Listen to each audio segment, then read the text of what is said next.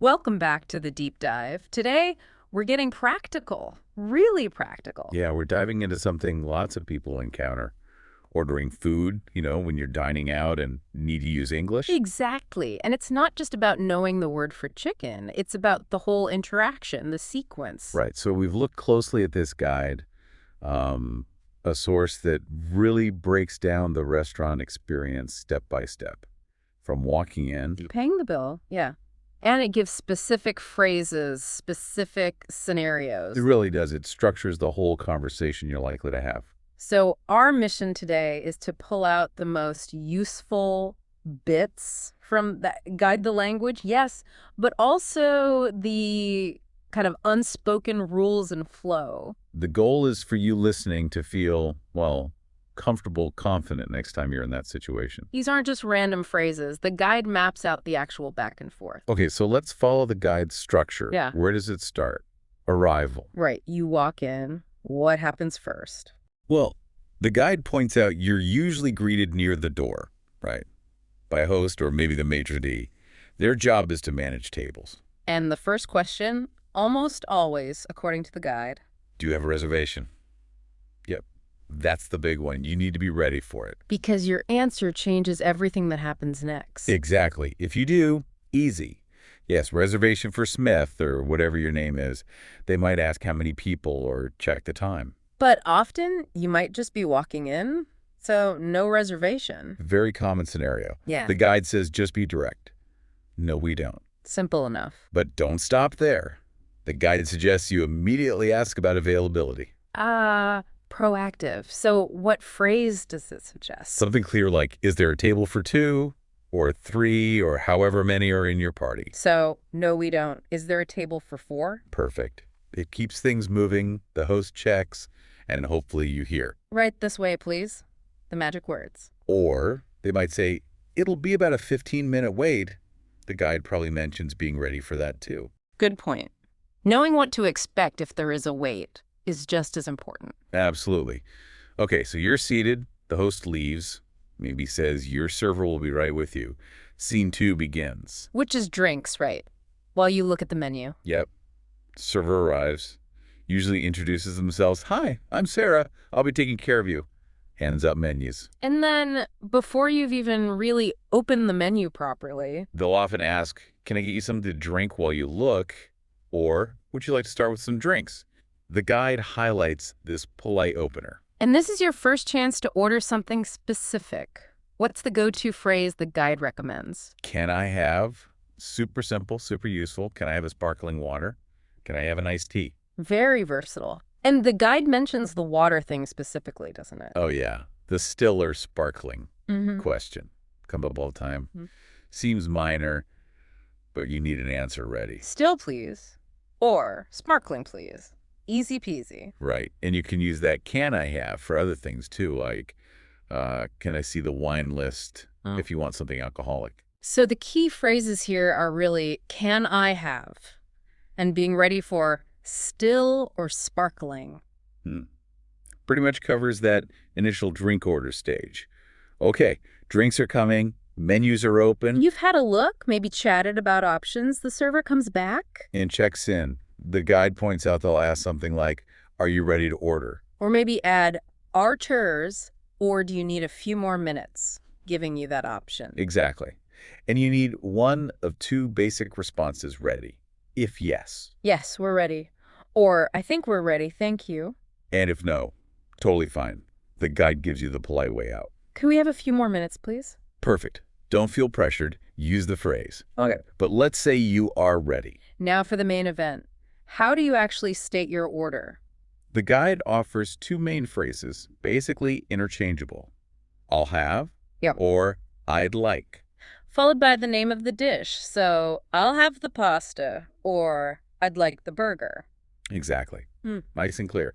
Point to it on the menu if you're unsure of the pronunciation. The guide probably suggests that too. Good tip. Now, sometimes ordering isn't just one sentence, right? The server might have follow-up questions. Definitely. The guide prepares you for this.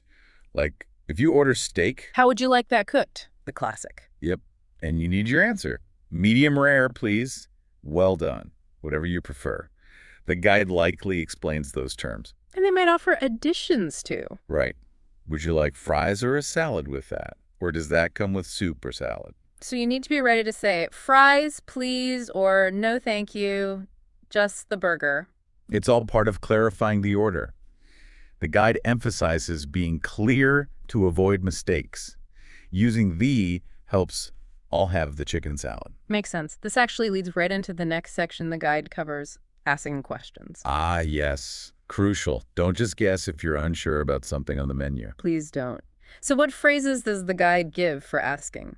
For general things, maybe, what's the soup of the day? Or if something sounds intriguing but unclear, could you tell me what's in the dish name? Or asking about preparation. Is the fish grilled or fried? Exactly. And then there's the really important stuff, allergies and dietary needs. The guide stresses this heavily. As it should. So, phrases like, Does this dish contain nuts? Or, being very specific, I'm allergic to shellfish.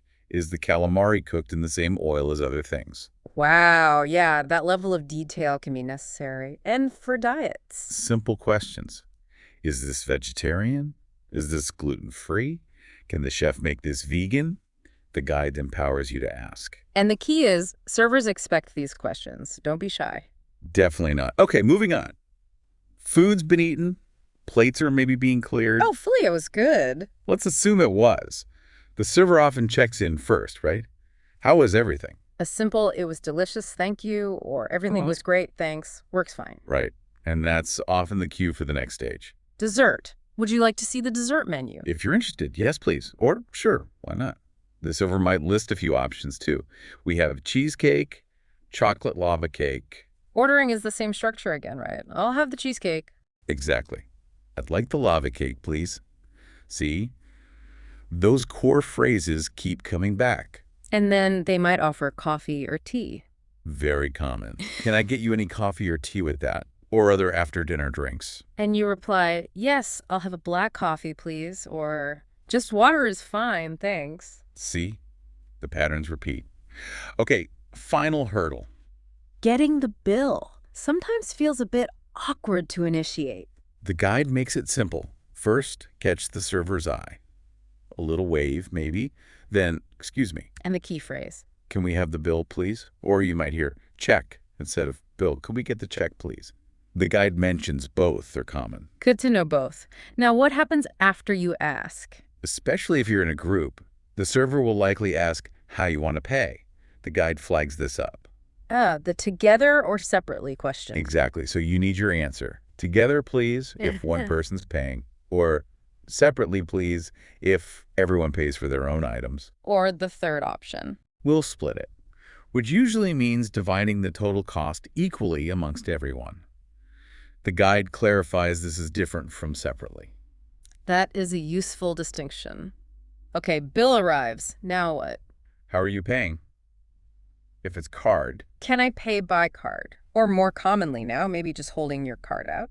But asking, do you take credit cards, is safe. right. And if it's cash, I'm paying with cash, let them know so they can potentially bring change. The guide probably covers tapping cards or phone payments too, briefly. Likely mentions those are options depending on the place. The main thing is clarity about how the payment is happening and who pays what. Okay, we've walked through the whole meal process using the guide's framework, but it also includes some overarching tips, right? Yes. And these are golden. Number one, stressed heavily. Politeness. Please and thank you always goes a long way. Absolutely. Second, communication style. Speak clearly. Don't mumble. The guide even suggests smiling. It helps. Makes sense. What else? Asking for clarification. This is huge. If you don't understand something. Ask. Don't just nod. Exactly. The guide gives phrases like, sorry, could you repeat that? Or could you speak a little more slowly, please? It's okay to ask. It shows you're engaged, not that you're failing. Good point. Any others? Practice. The guide encourages just thinking through these steps, maybe saying the phrases aloud beforehand, role-playing even. Builds that muscle memory so it feels more natural in the moment. So That's the essence of the guide we dove into, the step-by-step interactions, the key phrases for each stage. Arrival, drinks, ordering the food, asking those important questions, dessert, and finally handling the bill. Plus those vital tips on being polite, clear, asking for help, and practicing. We really wanted to pull out the practical tools from this source so you feel less nervous, more prepared next time you're dining out in English. These phrases and this structure are genuinely what you'll encounter. Mm. It's not theoretical. It's based on common restaurant interactions. Right. So here's something to think about building on this. Mastering these interactions, these simple phrases, it does more than just get you the food you want, doesn't it? Oh, absolutely. How much does feeling confident in that basic restaurant exchange actually unlock the whole experience of being in a new place, connecting, feeling like you belong? It's maybe bigger than just ordering dinner. Yeah.